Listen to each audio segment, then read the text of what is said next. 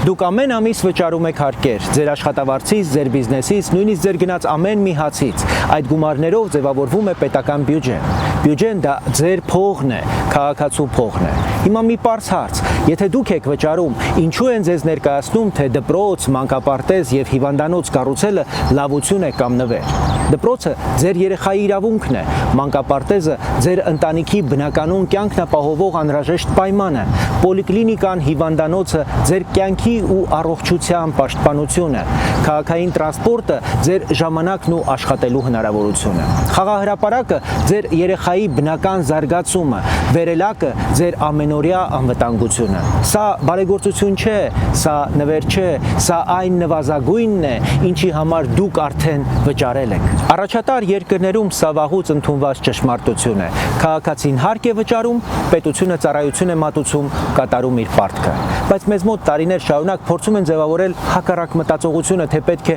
շնորհակալ ու երախտապարտ լինել նույնիսկ այն բանի համար, ինչն արդեն քոնն է։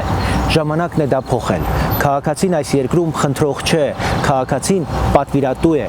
պահանջատեր է։ Եթե ուզում ենք նորմալ եւ արժանապատիվ կյանք, պետք է հստակ պահանջենք որակյալ դպրոց, հասանելի բուժօգնություն, անվտանգ քաղաք, մարդու արժանապատվությանը համապատասխան պայմաններ։ Ոչ թե խնդրել, այլ պահանջել, ոչ թե խնդրել, այլ պահանջել։ Եղիր պահանջատեր, ոչ թե խնդրող։